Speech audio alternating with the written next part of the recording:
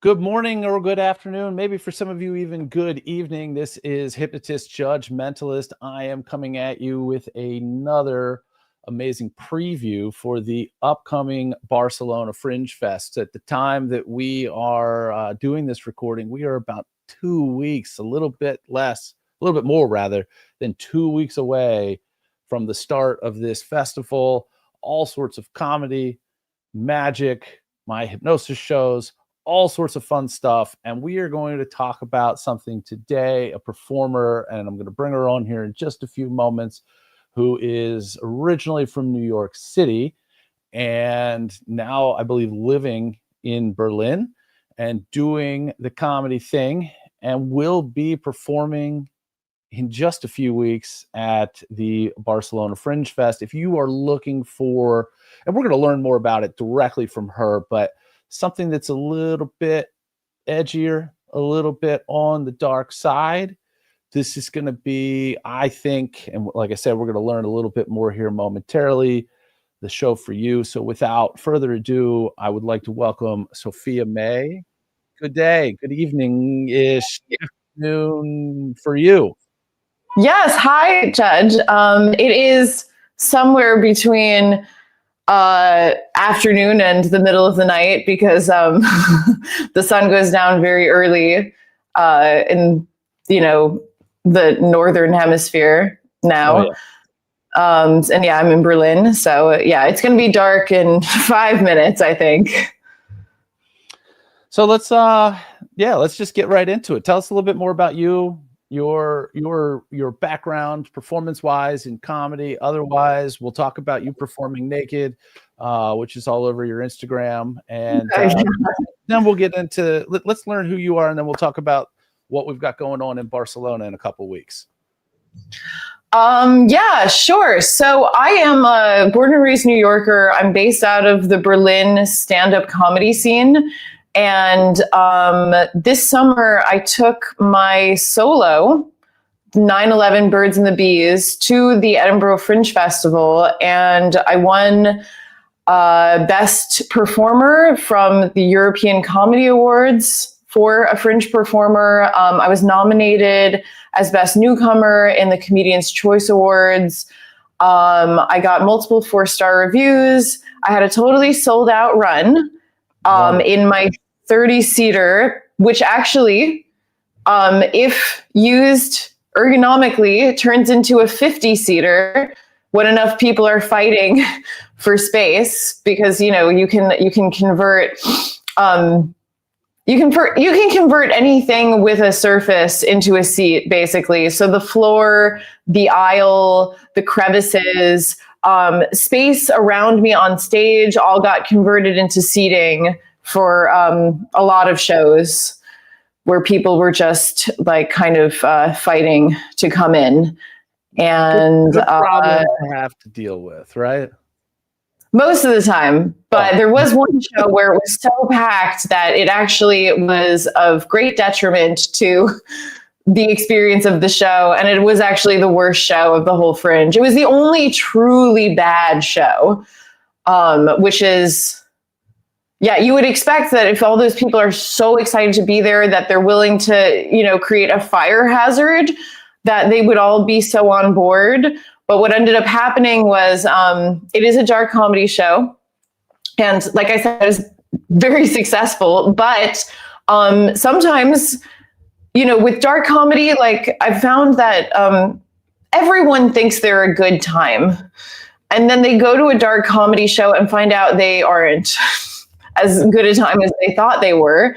And so when you have a dark comedy show, you need to have an aisle for people to leave if they want to leave. So you had maybe like 5 people in this, like the room's a 30-seater, there's 50 people in it. 5 people are miserable. They're like, this isn't what I signed up for. I thought, why is this 9/11 show so dark? I thought this was going to be fun, wholesome, clean 9/11 comedy. Her face is so wholesome. That's what I thought I was getting. And so those people were very upset, and they couldn't They're Europeans, right? So they're sitting there thinking, what bad thing ever happened on the 9th of November? Yeah, that's right. They thought it was a 9th of November show, and they were just like, oh, it sounds like a really, like just a really clean, like nothing bad. Oh, well, I mean, actually, I think the 9th of November was Kristallnacht. Is that right?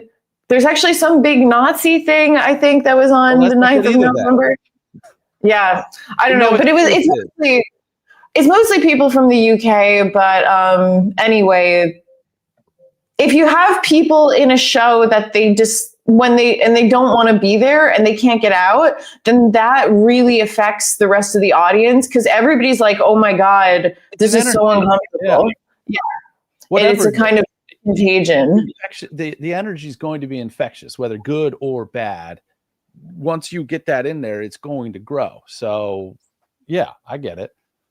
Exactly. And people feel like, oh no, if this person's having such a bad time, then I'm a bad person for laughing while this person is suffering so much. So anyway, that is the one, it was a takeaway that even if people are pounding down the door to get into your show, you should never let it get to the point where no one would be able to get out under any circumstances. Like, they're all buried alive in there, sort of. Well, it's fitting for the show, right? Yeah. Yeah. All right. That's very fitting, actually. Don't go to this show. Yeah, exactly. I try to warn people before, when I'd flyer, I would be like, hey, if you liked our comedy, this show is really, really fucking fun. And if you don't, you will be miserable. And so that, that only goes as far as, like, people don't know what they like sometimes. But anyway, yeah. So the show, let me just tell you, the show is about my experience as a child survivor of 9/11. My school, as I mentioned, I'm a New Yorker, and my school was actually just 400 meters, or, for the Americans, is 2 blocks away from the World Trade Center. And we had to evacuate and run for our lives as the towers collapsed directly over us. Wow. So I wrote an hour of comedy about that very unique experience about being a child survivor of the world's most infamous terrorist attack. Yeah, you were, literally like ground zero-ish. That's unimaginable to me. At the time, this is funny because this comes up from time to time. I'm from Maryland, so 3-ish hours from New York City. And at the time, I was in undergrad in Rochester, New York.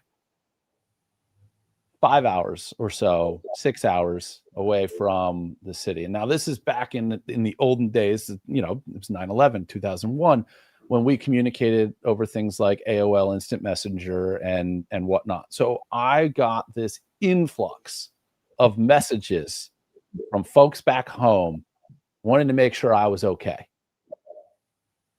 And I was like, hold on, are you okay? Because you're closer to all of this than I am right now. like geographically, like it was just it's wild, people's perception of where things are. But 2 blocks is 2 blocks. Yeah. It's really funny because it's the game in the US. We have the game Where Were You on 9/11, which is actually a universal game. And I talk about it in my show. But you will have people who think they've got, like, everyone thinks they've got the most spellbinding, it'll leave you on the edge of your seat, where were you on 9/11 story. And often their story is like, I was in Paris, but I watched it on TV as it was happening. And then they'll be like, beat that. And I'm just like, well, okay, this is going to be fun. Over there I was closer than that is. Yeah. Yeah. I actually had at one of my shows, a guy didn't know what the show was. He kind of heard of it, and he came after the show and he was really angry. And he was like, "How dare you create a comedy show about this tragedy? I was there." And I thought, oh my God, am I meeting someone who was closer than I was? And, I immediately baited myself to him just because it appeared that this is someone who like had a really dramatic story. And then I was like, well, where were you? And he goes, I was in New Jersey and I watched the whole thing happen. And I was so annoyed because it's just like, you're not a part of this New Jersey. Stop trying to be a part of New York. You think just because you can see New York from New Jersey that you're in New York. That's not how New York works. And then I told him my story, and then he just immediately baited Delta, as far Omicroned himself. Like he just shriveled into the smallest quivering mass of shame. But this was all right. We could probably go and do a whole hour here just talking shit on people and humans in general. But this guy approached you about this after your show, where I'm assuming you disclosed to some detail your proximity as this happened, considering it's the premise of your show. Yeah, well, I'm trying to remember. I think what happened is that he came in for the show right after mine, and he was like, what is this show? And also, the Edinburgh Fringe, my show was in a venue that had that looked like the interior of an airplane, which I did intentionally. The venue already exists. I knew about it, and I was just like, fucking just go for the gold. Like, if I'm doing a 9/11 show, and when in Rome, when there's an airplane venue, do your 9/11 show in it. So he was there sitting in the venue waiting for the next show, which was like a show about a flight attendant. Everybody got their airplane show if they wanted to. I think I was like, and I told him, and I was trying to maybe see like, oh, well, maybe he'd like to come to the next show. And then he just like, steam started coming out of his ears with patriotism. And I was just like, okay, calm down. That's wild. It's at least a little bit better, because if he had sat through your whole show and then went on this little tirade and then learned and relearned and backed down, that would have been a little more embarrassing for him. But that would be hilarious to have people come already angry. Like, how dare you? I was in New Jersey. I was in fucking Iowa at the time, okay? And we had color TV.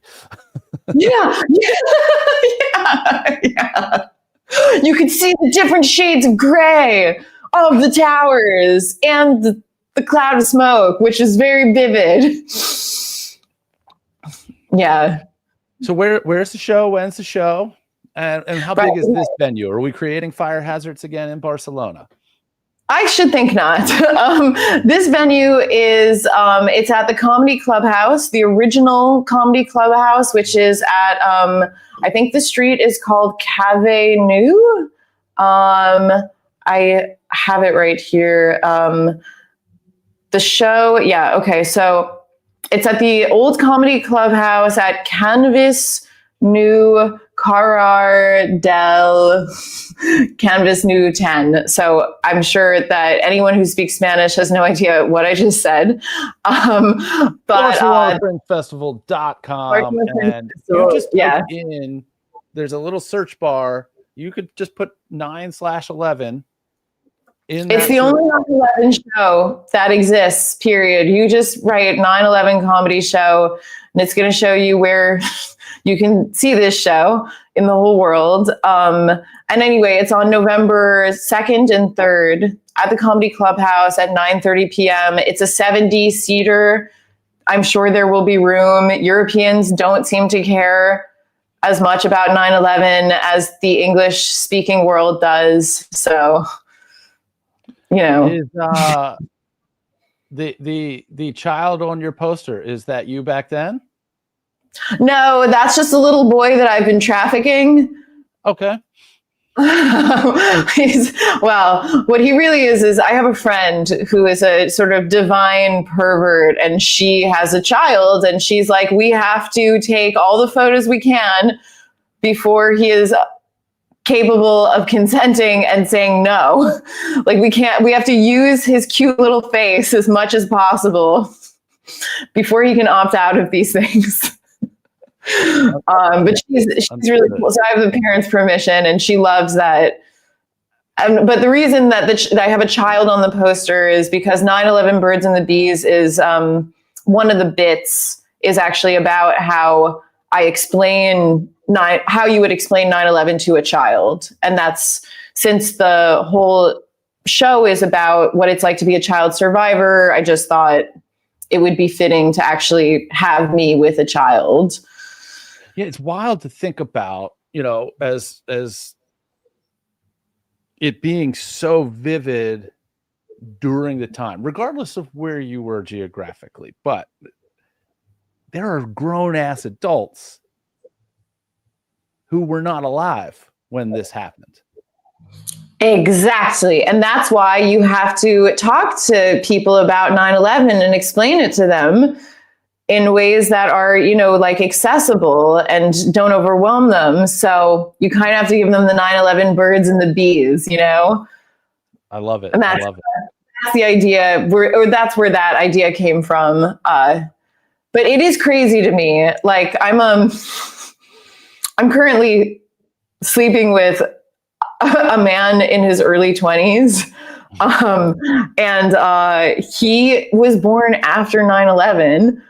Which is so fucking funny that I am doing this. But it is a shock because, like, I talk about 9/11 since it's a big part of my current comedy trajectory. And all of it's just like stuff that he must have learned in history class. So you've had two separate birds and the bees conversations with this man.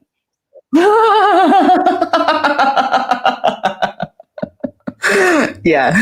And that man is the little boy on the poster, just to be clear. Now we got it. Full circle. Wonderful. Wonderful. Well, this sounds awesome. All right. So November 2nd and 3rd at the original Comedy Clubhouse. The easiest way to know where you're going is this link right down here. Just either in that search bar when you're looking for shows, type in Sofia May, 9/11, Birds and Bees, whatever it is, it's going to bring it up. Don't go sifting through the comedy category because there's like 200 shows and 70% of them are comedy, and it'll take you 2.5 days to find it specifically. Although you probably should be at the top of the list with your show starting with a number. I hope so. Yeah. The afterthought for me, where the title of my show is Carnival of Dreams, an interactive hypnosis journey. I was like, it could easily have been an interactive hypnosis journey, Carnival of Dreams, and then I'd be at the top of the fucking list. Oh man. Yeah. Wow, what a missed opportunity. Yeah. So awesome. Get your tickets early so that you don't have to create a fire hazard at the Comedy Clubhouse. I almost blanked on the name there. Any last thoughts before we send people on our way? We are literally like 2.5 weeks away from these shows. Last thoughts. I think sometimes people have this idea that I'm some kind of sociopath because I'm joking. I created a whole show out of my experience with this tragedy, but it's really the opposite for me in the sense that the more work I've put into this show, the more that gaping wound opens further and further. And for me, the show is really more like a tribute. And I believe that none of the jokes are hack. that they are all deeply, deeply personal, deeply original, and that is the greatest way to sort of honor the tragedy, by creating jokes that are so clever that it makes people who were, hurt by this experience, the people who have suffered from this, that it would make them laugh. So, it's not just like an hour of just shitty 9/11 jokes where someone's just shitting all over 9/11. This is the complete opposite. This is super heartfelt. And, I would say that's just it. I really put my heart into it. And it meant a lot to me that it was so well received at the Edinburgh Fringe, simply because of all the heart. And I feel like there was some kind of reciprocal love that I received in turn. Wonderful. And it's dark as fuck. So, if you're one of those rare creatures that likes it dark and has a heart, then I think this would be a really great show for you. Wonderful, wonderful. So I have shows earlier that night, so I'll probably make one of them, hopefully, because I should be able to get to from my venue to yours before it starts, or maybe I'll be part of the fire hazard. Who knows? All right, wonderful stuff. Looking forward to these, and so definitely BarcelonaFringeFestival.com. Search 9/11. Search Sofia May. Again, you've been warned that there's a little bit of dark content here, so don't try to roast her afterwards, because it kind of got you in the feels, because it might. So, all right, everybody, check it out, BarcelonaFringeFestival.com. We'll see you in just a few weeks. Be well, be safe out there.